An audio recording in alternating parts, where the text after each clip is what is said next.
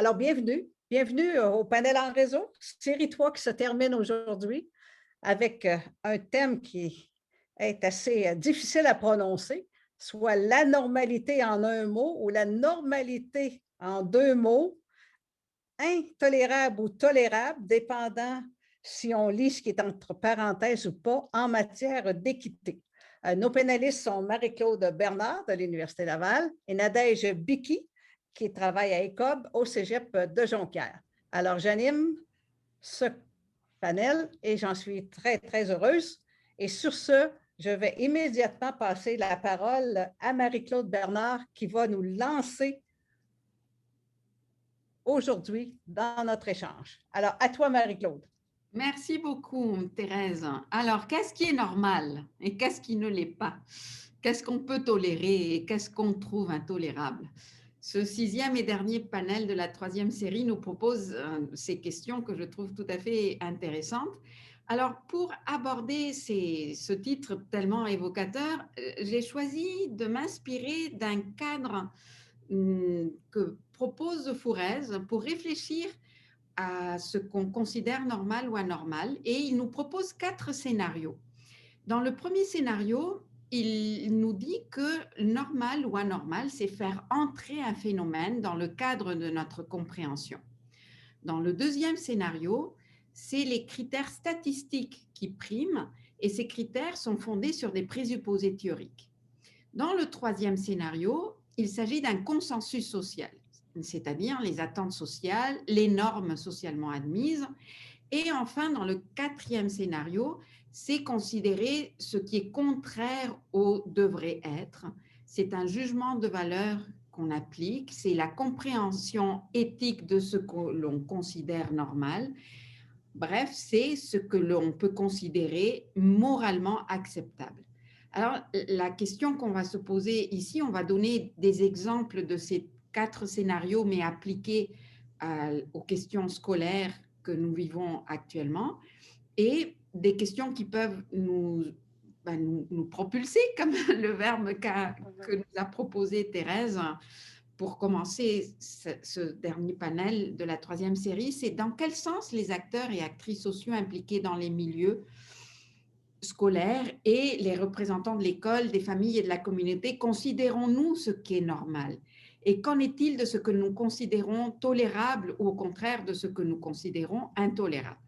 Alors, je vais passer rapidement au premier scénario. Donc, on s'était dit que le premier scénario, c'est un phénomène qui est entré dans notre compréhension, c'est-à-dire des choses qui peuvent arriver. Alors, qu'est-ce qui peut arriver? Je vais vous proposer quelques phrases. Tous les enfants vont à l'école. Et effectivement, pour nous, ça, c'est tout à fait normal. Tous les enfants vont à l'école. Mais dans ce « tous les enfants vont à l'école », il y a aussi les enfants vont à l'école le jour et ils ne sont pas à la maison, ils sont à l'école. Deuxième phrase que nous considérons tout à fait normale, qui est entrée dans notre compréhension, c'est « l'école est obligatoire ». Et on sait que l'instruction et la fréquentation de l'école des enfants dès l'âge de 6 ou 7 ans est devenue loi constitutionnelle de plusieurs pays dès la fin du 19e siècle, mais ce n'était pas le cas avant. Donc pour nous, maintenant, c'est tout à fait normal que l'école soit obligatoire, mais au XVIIIe siècle, voire au début du XIXe siècle, cela n'était pas dans la normalité. Alors, troisième phrase, c'est le travail des enseignants et enseignantes de faire l'école aux enfants. Et donc, en prolongement de cette idée tout à fait normale dans nos milieux, c'est que ce n'est pas le travail des parents de faire l'école aux enfants ou d'assister l'enseignant ou l'enseignante. Merci, Marie-Claude. Tu nous lances sur un premier sens à donner là, à la normalité, au normal, en deux mots, s'il vous plaît. Hein? Et ça, tu fais des allusions aussi à l'anormalité. Moi, j'ai une question, là. Je ne veux pas qu'on y réponde, mais je veux la poser d'abord.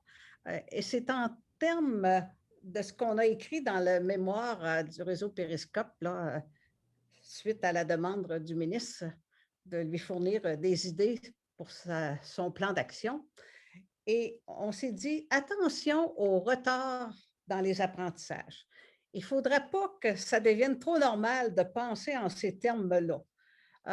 Est-ce que ça exprime vraiment l'anormal, le retard dans les apprentissages? Parce qu'on peut se poser la question, un retard par rapport à quoi? Et probablement que là, on va trouver ça normal qu'il y ait un retard. Euh, Par rapport à quoi? C'est par rapport aux différents curriculums, c'est par rapport aux exigences d'un niveau d'études par rapport à un autre. Dans ce sens-là, quand on répond au quoi, on peut penser qu'il y a du retard dans les apprentissages. C'est normal de penser ça. Par contre, si on se posait la question par rapport à qui plutôt que par rapport à quoi, dans le par rapport à qui, bien là, il faut se rendre compte que c'est partout sur la planète. Hein. L'UNESCO a identifié plus de 100 pays qui avaient arrêté l'école. UNESCO identifiait encore à la fin mars plus de 20 pays qui n'avaient pas du tout repris l'école. Alors, par rapport à qui? Quand on considère qu'on est tous dans cette situation-là, que c'est une situation mondiale, est-ce que c'est vraiment normal de parler de retard dans les apprentissages ou qu'on est tous en train peut-être d'être un petit peu en situation de pause par rapport à certains apprentissages formels dans le cadre d'une scolarisation telle que définie dans chacun des pays en fonction de leur curriculum. Enfin, ça nous amène aussi à la question des parents. Les parents qui, pour eux, l'idée qu'il y ait des retards dans les apprentissages, ça peut rendre aussi des parents très, très nerveux. D'où l'importance de se poser la question, c'est normal par rapport à quoi ou c'est anormal par rapport à qui? On ne peut pas vraiment dire que c'est anormal par rapport à qui. Radio-Canada m'appelait cette semaine en disant, avez-vous des données là-dessus? Qu'est-ce qui se passe au Québec là, entre telle région et telle région? J'ai dit, écoutez, on n'a pas de données qui sont vraiment sérieuses par rapport à cela. Ça varie beaucoup d'une fois à l'autre. Ça varie dans les classes d'une même école. Ça varie de région en région, mais on est très loin d'avoir des données pour être capable de porter cela et de dessiner quelle serait une nouvelle normalité d'une certaine manière. Mais j'aimerais revenir aux parents et j'aimerais donner la parole à Nadège là-dessus. Nadège, à toi. Merci Thérèse, bonjour à tous. Lorsque la question m'a été posée de savoir qu'est-ce qui est anormal ou qui est normalement, moi je préfère parler de normalement tolérable dans ce contexte que nous vivons en lien avec les apprentissages à la maison et en lien avec le rôle des parents. J'ai bien écouté Marie-Claude qui disait en fait ce qui est normal, c'est ce qu'on a couramment l'habitude de faire. Par exemple, le principe de l'école obligatoire qui veut que tous les enfants aillent à l'école le jour, que personne ne reste à la maison. Dans ce principe-là, ce principe veut également que les savoirs essentiels soient transmis par l'école, par le biais de l'enseignant, et que ces enseignants-là transmettent aussi à nos enfants des outils nécessaires leur permettant d'affronter le monde qui est constamment en changement. Donc, dans ce contexte normal, où on fait comme tout va bien, il n'y a pas de pandémie, donc quand moi je parlerai de contexte normal, c'est contexte où tout va bien, il n'y a pas d'imprévisibilité, parce que la normalité vient aussi avec le concept d'imprévisibilité. Donc, dans ce contexte où tout va bien, on sait que le rôle des enseignants, c'est vraiment de transmettre ces savoirs essentiels à nos enfants. Il y a un horaire régulier qui est fixé, il y a des routines qui sont mises en place au sein de la classe, au sein de l'école. Et dans ce contexte précis, le rôle du parent est là juste comme un soutien.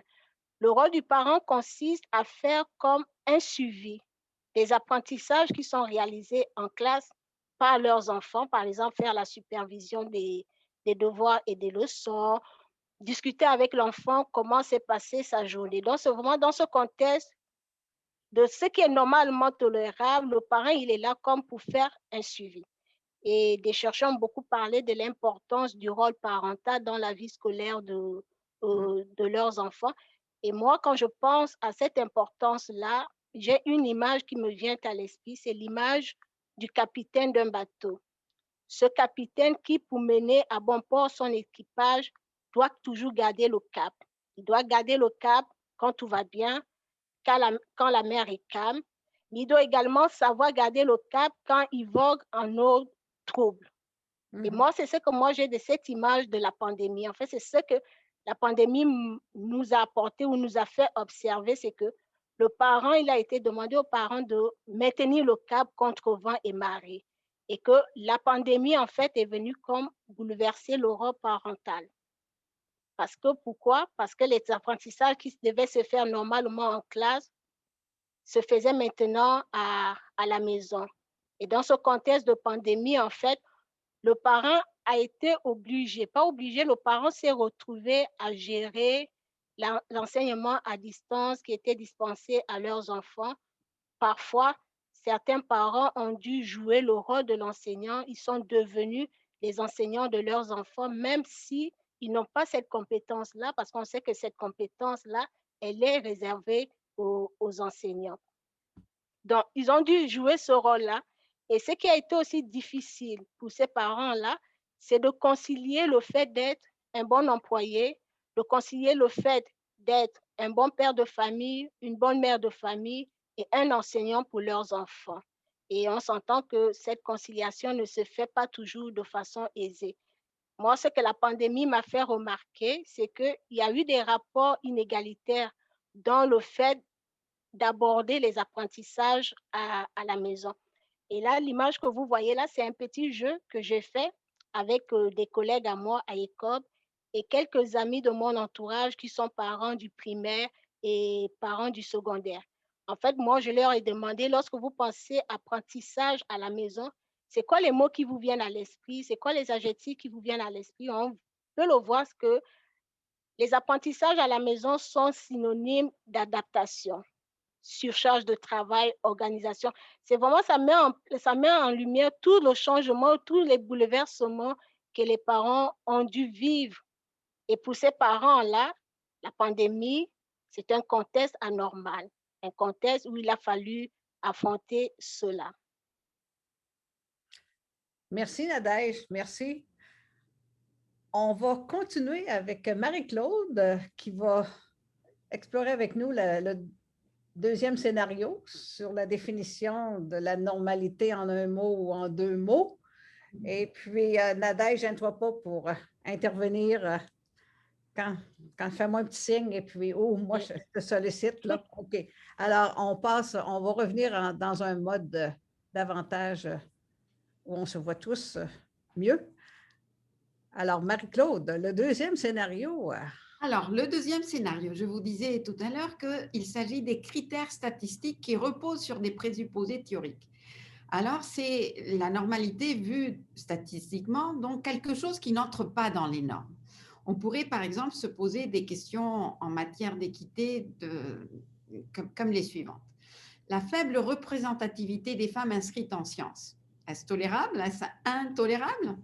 Exiger 50% ou 60% comme note de passage, est-ce tolérable, intolérable? Exiger des préalables, voire des préacquis pour l'admission au prochain niveau de scolarité, est-ce tolérable, intolérable? On sait qu'il y a une augmentation fulgurante des diagnostics liés aux différents troubles d'apprentissage et de comportement. Là, on parle d'une normalité statistique. Et dans le milieu québécois, il y a un bond de 68% d'élèves catégorisés comme élèves en difficulté d'adaptation d'apprentissage entre 1999 et 2018.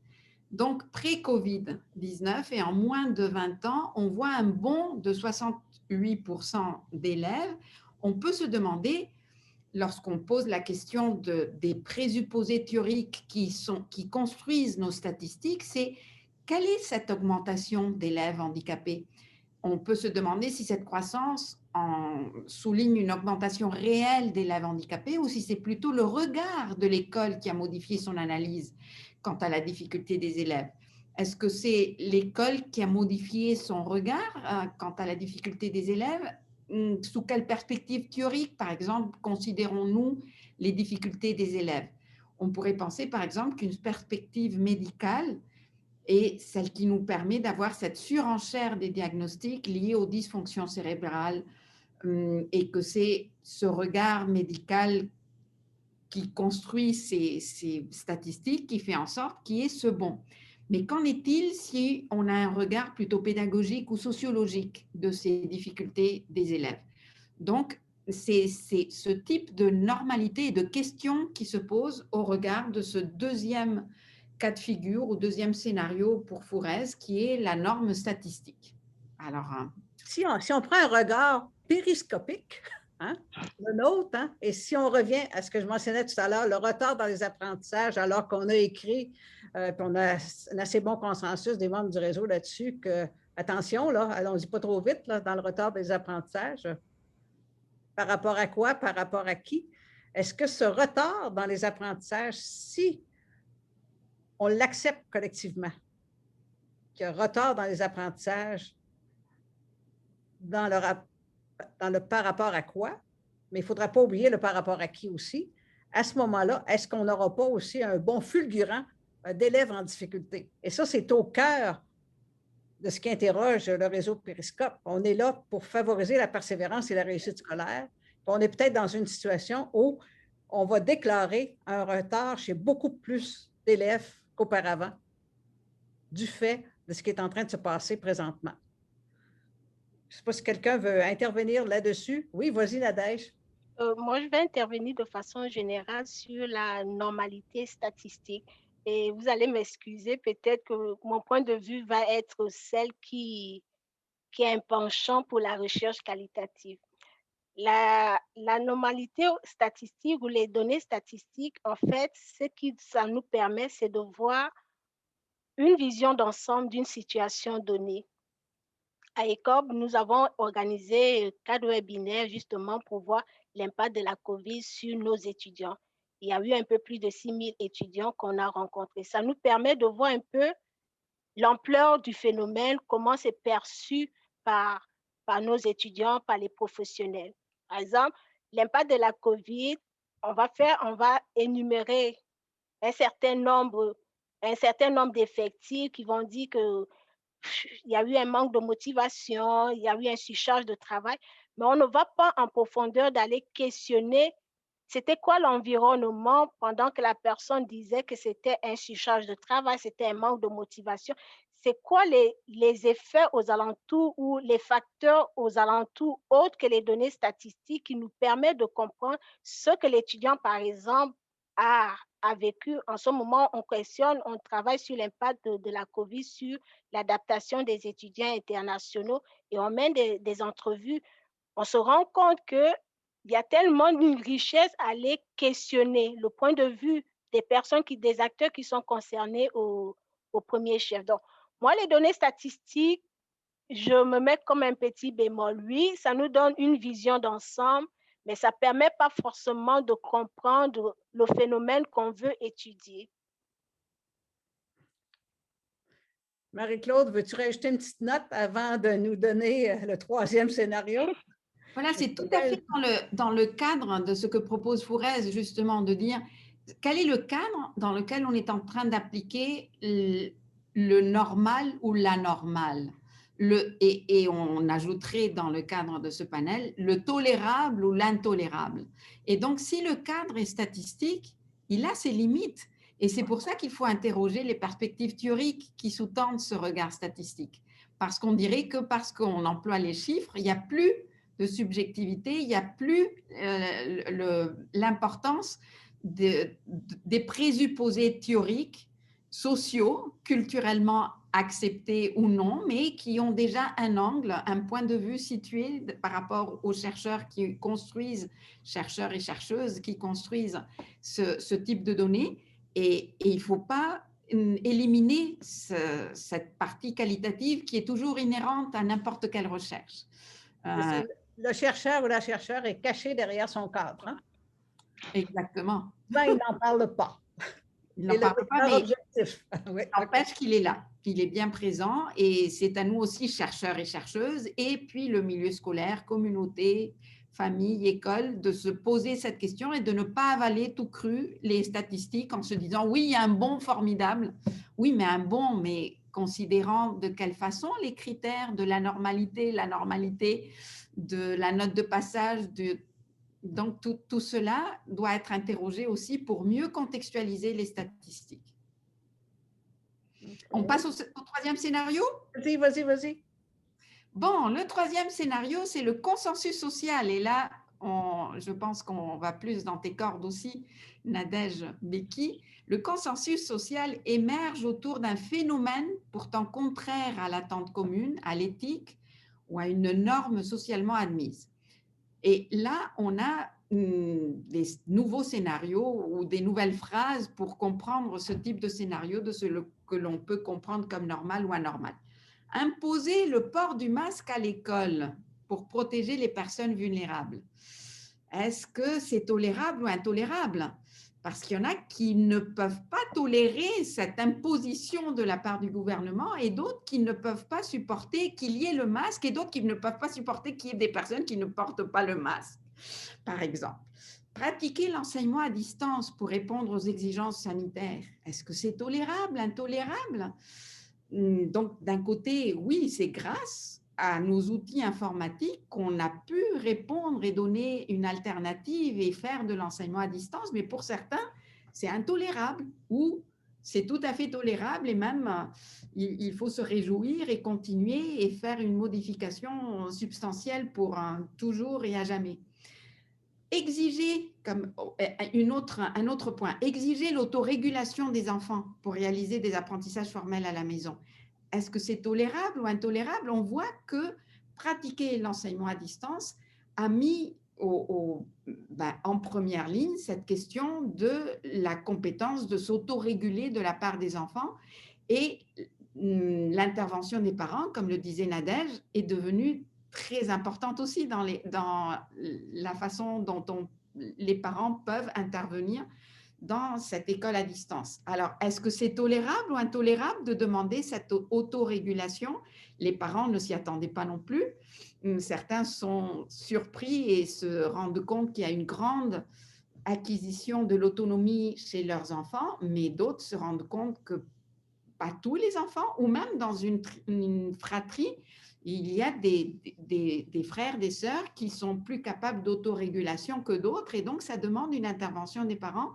Est-ce que c'est tolérable? Est-ce que c'est intolérable quand les parents, comme tu le signalais, Nadège, sont aussi aux prises de répondre de façon responsable à leur travail à distance? Donc, ça ajoute à cette question de ce que l'on tient par tolérable ou non tolérable, par normal ou anormal. Voilà le troisième scénario. Assez coriace comme troisième scénario. La normalité ou la normalité en deux mots, collectivement quelque chose qui est socialement admis. C'est en fait ça. Et là, je vais répondre en portant ma casquette de philosophe parce que je suis philosophe de formation. Moi, je me dis, on vit dans une société et qui dit société dit qu'il y a des règles, il y a des droits, il y a des obligations. Lorsque John Locke parle, par exemple, de société des gens bien ordonnés, c'est-à-dire que dans une société, je perds une partie de ma liberté, l'autre aussi perd une partie de sa liberté pour que les choses fonctionnent pas à merveille, mais pour que chacun puisse trouver son équilibre. Entre le fait de porter le masque et le fait de ne pas porter le masque, moi, je comprends les uns les autres. Chacun va avancer ses arguments, mais de tenir compte de ces gens-là, par exemple, ma fille, par exemple, au début, elle ne l'aimait pas, elle étouffait. Mais à force d'écouter l'actualité, à force d'écouter aussi le voisinage, de voir ses grands-parents, de se dire, oui, moi, je ne le fais pas pour moi, mais je fais ça aussi pour mon entourage parce que nous vivons en société et qui dit société dit qu'il faut aller au-delà de notre propre personne, d'essayer de se mettre à la place de l'autre. Ça, c'est mon premier point. Maintenant, en ce qui concerne l'autorégulation, qu'est-ce qui est normal, qu'est-ce qui est anormal? Moi, je me dis, il faut d'abord tenir compte du milieu d'apprentissage dans lequel l'enfant ou l'élève évolue. Dans ce milieu, par exemple, comme je vous l'ai dit, lorsqu'on parle de notion d'apprentissage à l'école, chaque famille a sa réalité face justement à l'enseignement à distance. Il y a certains qui s'en sortent parce que même avant la pandémie, ils avaient déjà les compétences, ils arrivaient à jumeler le tout, être employé, un bon employé, être une mère ou un père de famille et puis prendre du temps à enseigner certaines notions. Il y a des familles qui n'arrivent pas parce qu'elles rencontrent d'autres difficultés. Par exemple, pendant la pandémie, il y a de ces familles, de ces pères et mères qui ont perdu leur emploi, qui ont vu leurs revenus baisser. Ça ne peut pas être la même ambiance au sein de la famille. Moi, j'ai vu une étude, là, justement, quand je préparais la rencontre d'aujourd'hui, qui montrait l'effet négatif de la pandémie sur la santé mentale des parents. Il disait qu'une santé mentale négative des parents a un impact négatif aussi chez ces étudiants, chez ces élèves-là. Maintenant, dans ce contexte d'une famille où tout va mal, comment demander l'autorégulation des élèves? On voit déjà qu'au départ, les élèves et les familles ne vont pas, ne sont pas sur un même pied d'égalité. Il y a d'autres qui s'en sortent, il y a d'autres qui ont des moyens qui peuvent le faire. Donc aussi l'impact du milieu d'apprentissage par rapport à l'autorégulation. Il y a des familles, oui, l'école nous a envoyé une note pour nous demander si on avait des outils, comment était la connexion Internet. Oui, on peut avoir bien Internet, on peut bien recevoir des ordinateurs de la part de l'école, mais en dehors des ordinateurs, il y a d'autres outils qui sont nécessaires, des livres, aller à la bibliothèque. Et en étant confiné, on ne peut plus avoir accès à ces outils-là qui peuvent permettre justement à l'élève ou à l'enfant de s'autoréguler. Donc, moi, je me dis, ça dépend des familles et que toutes les familles, on n'est pas au même pied d'égalité en ce qui concerne la normalité et ce qui est anormalement tolérable. Donc, la normalité en un mot ou en deux mots. Hein? Alors, ça nous amène au quatrième scénario et suite à quoi je vais inviter les personnes qui se sont jointes à nous d'ouvrir leur caméra, de signifier qu'elles veulent faire un commentaire, poser une question. Vous serez les bienvenus de le faire. Alors, Marie-Claude, à toi. Alors, le quatrième scénario, on s'était dit que c'est contraire à ce qui doit être.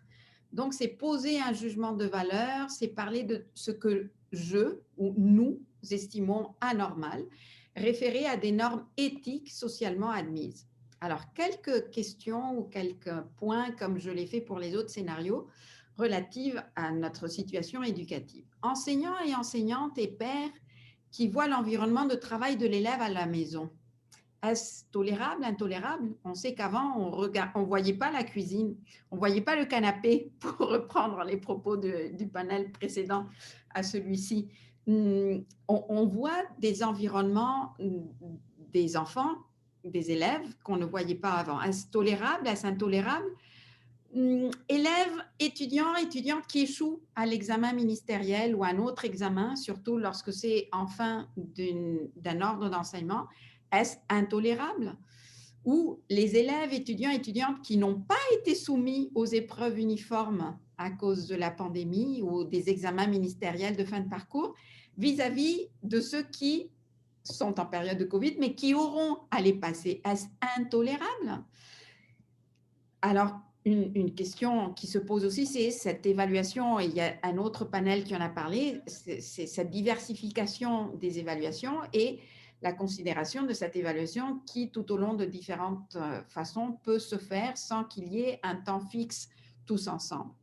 Et la question qui demeure et qui, moi je dirais avec l'ancien scénario, ce que je réfléchissais aussi en préparant mon intervention, c'est que il y a des nouvelles attentes sociales, mais c'est les mêmes et anciennes inégalités. Donc, pour le décrochage, c'est ces questions de normalité, anormalité qui reviennent de plus belle. Et donc, décrocher pour des problèmes d'anxiété ou plus largement de santé mentale, dont tu signalais aussi, Nadège Biki, non seulement chez les élèves, mais chez les parents. Mais là, je parle des élèves. Est-ce que c'est intolérable?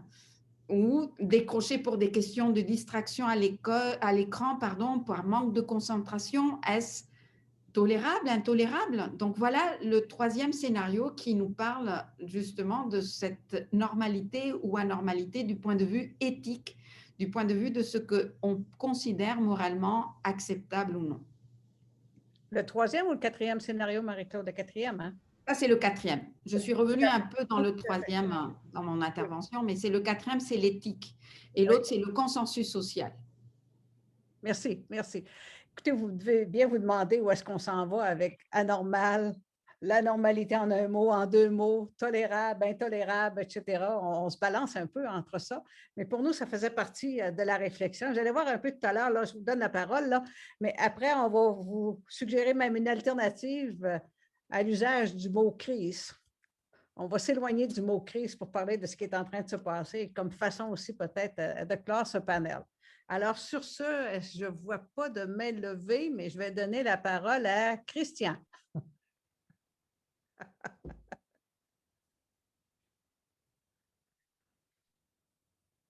Avec ton micro, Christian. Oui, Voilà. c'est beau. Ben, c'est ça que Voilà. j'essaie de faire, là. C'est OK. fait. Bon, écoutez, moi, il y a quelque chose qui me tarabiscote depuis tantôt. Je pense que c'est le deuxième point. Quand on essaie de dire, de mesurer les retards, le pourcentage d'élèves ayant des retards, on a entendu parler de ces données-là depuis quelques semaines, là, de façon extraordinaire. Puis, je me rappelle toujours cette situation où un groupe d'enseignants avec qui je discutais me disait finalement, écoute, si on veut avoir les ressources dont on a besoin, il faut bien qu'il y ait 2, 3 élèves dans notre classe qui soient identifiés comme ayant des besoins. Parce que si on n'en a pas qui ont des besoins, on n'aura pas l'argent qui est lié à des politiques, des stratégies. Donc, autrement dit, ce que je vais amener, c'est le fait que par leur choix, par leurs besoins, les intervenants de première ligne peuvent contaminer les données qui sont abondamment citées et qui ne renvoient pas au phénomène réel. Ça envoie un besoin, mais qui est canalisé par des mesures qui ont été mises en place, mais qui parfois sont détournées par des milieux. Donc, tu rajouterais finalement une espèce de point de vue politique sur la chose, au point Ouais. de vue médical et autres. Hein? OK. Oui. OK. Marie-Claude opine du bonnet. OK. Ou bien dans l'analyse des organisations, la différence entre ce qui est prescrit et ce qui est fait. Tel programme est prescrit pour faire telle chose, mais dans le fond, comme c'est la seule source d'argent, ben on ne va plus crasser dedans en se justifiant que c'est ça qu'on va faire puis que le besoin, c'est ça. Mais c'est le propre de bien des organisations et y inclut celle du milieu scolaire. Est-ce que tu écrirais la normalité en un mot ou en deux mots là-dessus? C'est une normalité malheureuse. Une normalité. En un mot, en deux mots? Oui. Alain, qu'est-ce que tu en penses? Avec micro. Ouais, c'est ça. Ben, enfin, c'est vraiment fascinant. Puis moi, c'est la première fois que je suis au contact de Fourès. Donc, il y a une belle évolution de la pensée hein, quand on regarde ça. Mais moi, deux choses qui me venaient. La première, c'était justement la crainte que le politique s'empare des résultats scolaires à des fins politiques, mais dites partisanes. Et moi, j'ai vraiment peur à ça, que ça devienne une joute, non pas de qu'est-ce qu'on peut faire ou comment on peut regarder ça comme étant dans les circonstances, c'est normal, mais qu'on s'en serve de levier pour accuser l'autre de ne pas avoir fait son travail. Et moi, j'ai l'impression que le propos va dévier non plus sur l'élève et comment peut-on s'en occuper, mais sur des scénarios catastrophes. Et c'est pour ça que j'aime beaucoup quand vous dites, attendez, là, c'est pas sûr que c'est les résultats scolaires qu'il faut regarder présentement, mais bien la santé mentale des enfants. Et ça, c'était mon premier élément. Le deuxième élément, c'est quand on touche à l'enjeu éthique. Bon, ça, vous allez voir que c'est relié.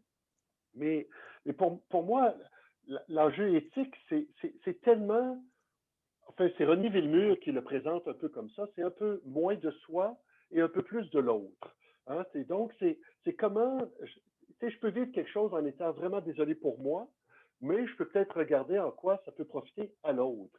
Et il me semble qu'il y a un regard éthique très, très décentralisé de soi vers l'autre qu'on est obligé de faire en ce moment si on veut collectivement s'en sortir.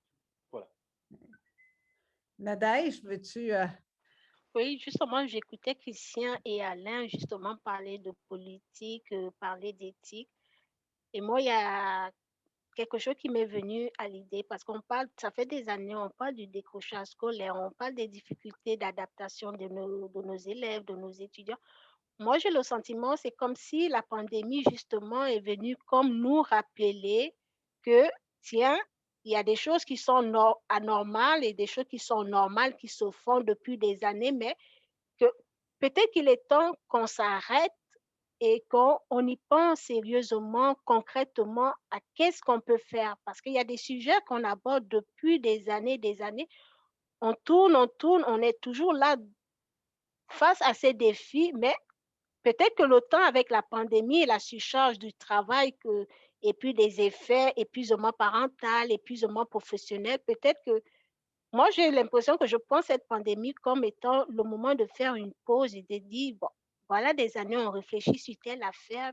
Peut-être qu'il est temps vraiment qu'on redouble d'attention, qu'on redouble d'efforts. Moi, je pense que c'est ça que la pandémie, pour moi, c'est comme ça que moi, je vois ça, que la pandémie est comme venue nous rappeler que, ouais, il y a des inégalités qui sont là, qui sont toujours là et que avec la pandémie, on a l'impression qu'elles s'empirent en fait, c'est c'est comme une fourmilière et puis on est venu mettre comme un sacré coup dans la fourmilière avec cette pandémie-là.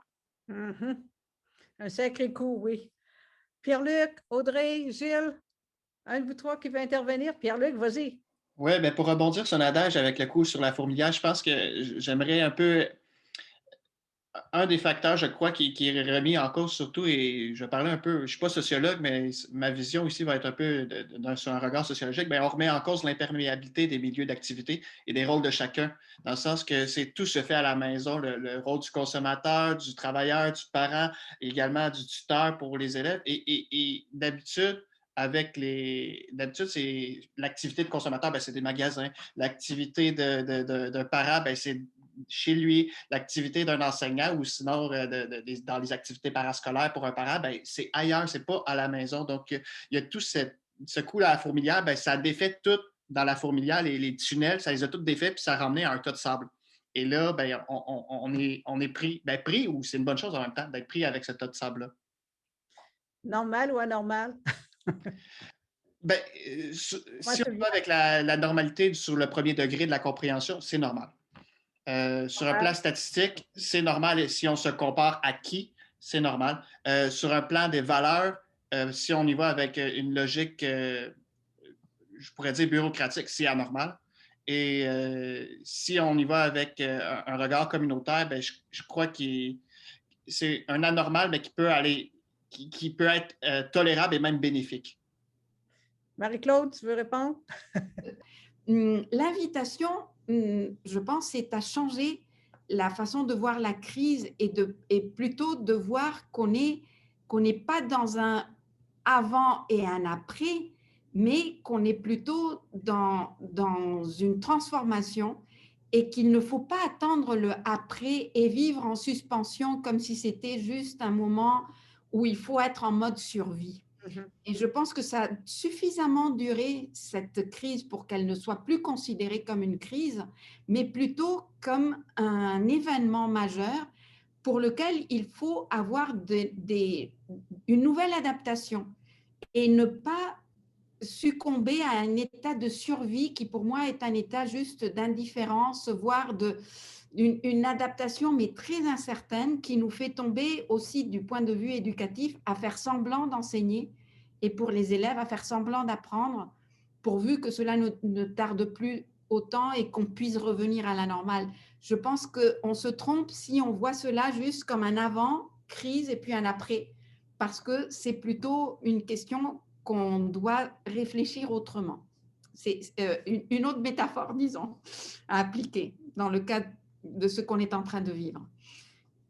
Pour compléter peut-être cette idée, il y en a qui parlent de dérèglement, pas du point de vue éducatif, mais ils parlent que la planète entière est déréglée avec le climat, mais qu'elle est déréglée aussi avec la question sanitaire, et que c'est des nouvelles règles qu'il nous faut nous imposer, et donc il n'y aura pas un retour à ce qui était avant, mais des nouvelles règles qui feront que, à partir de maintenant, on portera plus souvent le masque, mais pour ceux qui s'en suivent, pour les nouvelles générations, on se lavera beaucoup plus les mains. Cela était déjà pendant la grippe aviaire, on a vu que le gel hydroalcoolique était utilisé dans beaucoup d'endroits, mais là maintenant, ça deviendra de plus en plus la normalité, des nouvelles règles, plutôt qu'une nouvelle normalité, des nouvelles règles qu'on doit acquérir et on doit vivre avec. Pour le vivre ensemble, comme le disait Alain tout à l'heure, hein. Il y a une question aussi de penser à l'autre, et comme le disait aussi Nadège Becky tout à l'heure.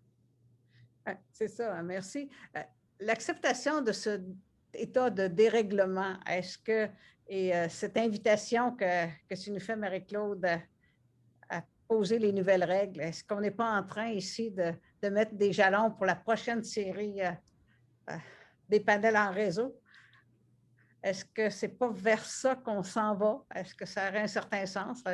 Cette question-là ou pas, on va la réfléchir, mais je donnerais, il nous reste quelques minutes. Là. Audrey Topinet-Dubonnet, est-ce que tu voudrais intervenir? Oui, ben en fait, c'est plus tout ça, ce qui est normal, ce qui est anormal, les règles. La Terre est déréglée, l'était-elle pas auparavant non plus, tu sais? Si on est en arrivé là, c'est parce qu'il y avait en amont un dérèglement. Et je voudrais revenir, moi, sur les surdiagnostics dont vous parliez, Marie-Claude Bernard, là, plus au début là, de la rencontre. Là. Marie-Christine Brault a aussi travaillé sur cette question de surdiagnostic dans nos écoles, puis à l'UQAC, elle est sociologue d'un point de vue sociologique, puis elle essaie de travailler avec les enseignants à mieux comprendre les élèves qui nécessitent des besoins particuliers pour essayer de travailler plus avec le secteur de la santé pour peut-être moins tenter de diminuer ces surdiagnostics. En tout cas, on est rendu là aussi parce qu'on a, d'un point de vue, vous parliez beaucoup du point de vue clinique, donc il y a des enjeux extrêmement importants liés à ces surdiagnostics, les étiquettes qu'on colle aux enfants, là, donc c'est l'œuf ou la poule, on a besoin de services, mais il faut un diagnostic, puis on est surchargé de plans d'intervention dans nos écoles, sur 800 élèves, parfois 250 plans d'intervention par école. Est-ce que c'est ça l'école inclusive? Tu sais, on a comme là, arrive la pandémie, il y a encore plus d'élèves en difficulté. Est-ce qu'on va se mettre à faire des plans d'intervention pour tous ces enfants? Donc, vos réflexions m'amènent à qu'est-ce qui est normal, qu'est-ce qui n'est pas normal dans la façon de gérer puis de soutenir nos élèves en difficulté. Puis, je pense qu'il faut vraiment qu'on se questionne d'un point de vue sociologique, de société, là, sur ça. Là, et les nouvelles règles, Thérèse, vous parliez des nouvelles règles là, qu'il va falloir mettre dans les prochains panels. Je pense qu'il va falloir qu'on réfléchisse à ces règles aussi dans nos écoles pour venir en aide à nos élèves. Est-ce qu'on a vraiment besoin d'un diagnostic pour que nos élèves aient des services? C'est tout ça. C'est beaucoup, c'est beaucoup. Michel. Oui, bien, en fait, j'avais levé la main un petit peu plus tôt, fait que ça va peut-être être hors de propos. Mais je pense que c'est Alain qui parlait de la santé mentale des enfants. Puis, pour définir, au-delà des notes ou des baisses de résultats, des choses comme ça, qu'il faut s'intéresser à la santé mentale des enfants, j'oserais ajouter et des parents et des enseignants et probablement des directions aussi que je côtoie moins. Tu en parlais de maintenant et après, de la transformation, mais je pense que ça va être important de suivre cet état-là au-delà de la crise, disons, parce que je pense qu'il y en a beaucoup qui tiennent encore parce qu'il faut tenir. Là. C'est la journée qu'on reprend un peu plus la vie normale telle qu'elle sera, avec la définition de la normalité qu'on aura à ce moment-là. Je pense qu'il y en a peut-être que ça va être là le moment où ça va être le coup de grâce finalement, là, le moment où on se retrouve finalement à faire ce qu'on faisait avant mais qu'on fait moins. Puis il y a aussi le volet où, moi, ce que je n'avais pas vu venir, là, puis là, je parle vraiment de mon rôle de parent, c'est ce que je ne vois pas d'habitude, ce que je ne sais pas d'habitude, que je pensais que je voulais savoir, puis que finalement, avec la pandémie, je me dis, Peut-être que c'est correct aussi qu'il se passe des choses à l'école puis qu'il se passe des choses à la maison. Mais là, j'ai accès à tout, avec tout ce que ça comporte de « Oh mon Dieu, mon fils, ça va pas du tout. » Là, il a répondu ça, ça n'a pas de bon sens. Mais c'est correct, il est en train d'apprendre, puis il ne tient pas sur sa chaise. Mais c'est correct, ça fait 1h30 qu'il est devant son écran. Moi non plus, je ne tiens plus sur ma chaise après ce temps-là. Mais tu sais, de le voir comme ça, alors que d'habitude, on n'y a pas accès, je trouve que ça vient faire une certaine distorsion aussi dans ce que nous, on pense qui est normal. Tu sais, la normalité, c'est ça, mais non, cette normalité-là, c'est la normalité à laquelle j'ai accès d'habitude, mais il y a tout le reste que je ne vois pas. C'est ça. Là, on y a accès, puis je ne sais pas si c'est pour le mieux tout le temps.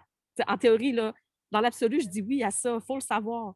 Mais je pense aussi que c'est correct qu'il y ait des moments à l'école, puis des moments à la maison où il peut passer par-dessus ça puis faire autre chose. Que c'est ça.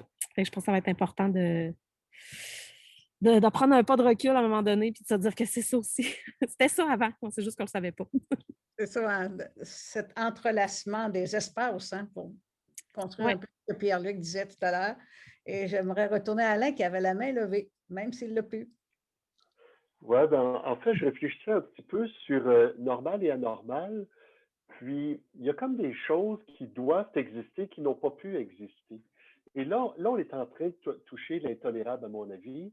Le plus bel exemple, c'est ma fille de 20 ans qui me dit, « Papa, je devrais être dans un bar en train de prendre un coup avec mes amis. » J'ai 20 ans, puis ça fait 1 an que je passe mes soirées avec papa et maman à la maison. Et ça, pour moi, là, il y a comme une perte sociale énorme dans l'expérience même de qu'est-ce que c'est être un adolescent, être un jeune adulte, être un père qui s'inquiète que sa fille ne soit pas rentrée à 1 heure. Il y a quelque chose là, moi, en tout cas, qui devrait se passer puis qui ne se passe pas. En tout cas, qui vient, comme, à mon avis, bouleverser tous nos repères sociaux, puis notre manière de grandir dans le monde. Il faut avoir manqué le dernier bateau quand on reste à Lévis à 3 heures, puis que le prochain soit à 3 heures du matin. Là. Moi, j'ai vécu ça quand j'étais petit, puis ça faisait partie de la croissance que de se cogner le dos au bateau d'1h05, puis il était à 1 heure. Puis Bondance, il faut attendre 2 heures à traverse pour traverser le bateau. Mais ça, on n'a pas ça en ce moment parce qu'on est chez nous. On a une perte énorme là, de l'expérience normale de ce que c'est que de grandir comme jeune adulte. Voilà. Ah, on est presque dans l'anormalité en un mot. Hein? Okay.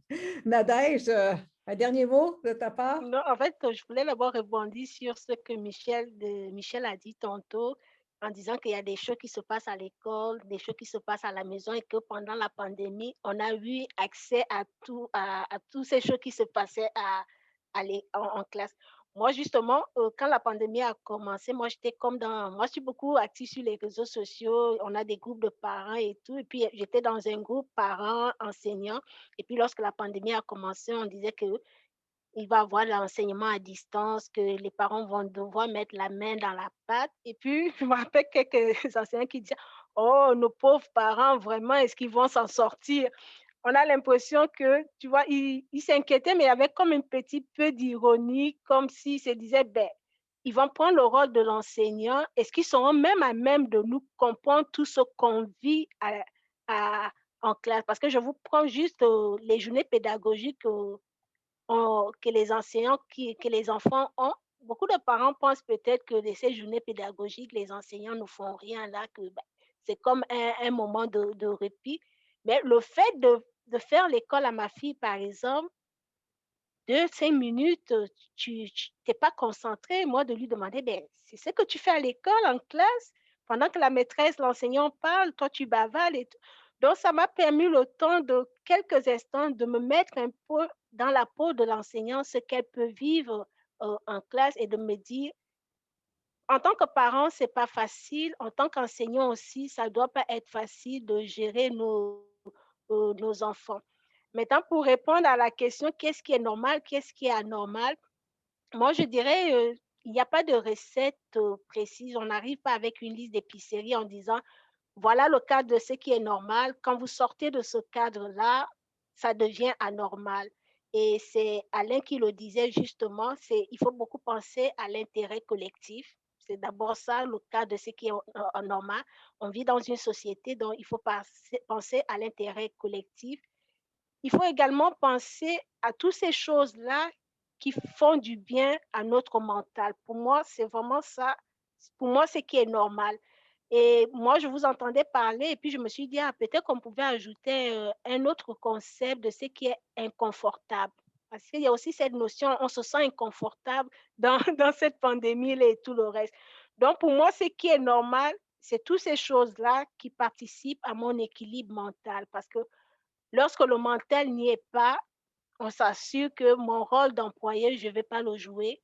Mon rôle de mère, je ne vais pas le jouer. Et mon rôle d'enseignant, disons, qui fait le suivi de ce qui est réalisé à l'école auprès de mon enfant, je ne vais pas l'assumer à merveille. Donc, pour moi, c'est ça la normalité. Merci beaucoup, Nadège. Merci beaucoup, Marie-Claude. Merci à tout le monde. Et je terminerai en disant peut-être un mot sur la nouvelle normalité qu'on entend. On entend beaucoup ça et en osant la définir comme de la façon suivante, c'est que la nouvelle normalité, c'est d'être en mouvement. Je pense que ça résume bien ce dont nous avons parlé. Il n'y a pas un avant et un après. Nous sommes dans un mouvement et il va falloir rebâtir d'une certaine manière bien des choses, dont de nouvelles règles, dont de nouvelles normes, ce à quoi nous invitait Marie-Claude, les différents rôles, etc. Plusieurs choses à revoir, mais il ne faut certainement pas être statique, il faut être dans une dynamique là, évolutive. Et très certainement qu'on aura une 4e série de panels à l'automne. Mais peut-être qu'on commence à voir davantage, là, on parlait du capitaine tout à l'heure de bateau, garder le cap, mais peut-être qu'on a un cap de plus en plus. Nos panels précédents, on a essayé vraiment de rester au diapason de ce qui est en train de se passer dans le collectif. Je pense que peut-être qu'on est en train de sortir de cette phase-là pour entrer davantage dans un mouvement auquel on pourra donner une certaine direction là, en tant que réseau Périscope. Alors sur ce, bonsoir. Merci d'avoir été là. À la prochaine série. Au revoir.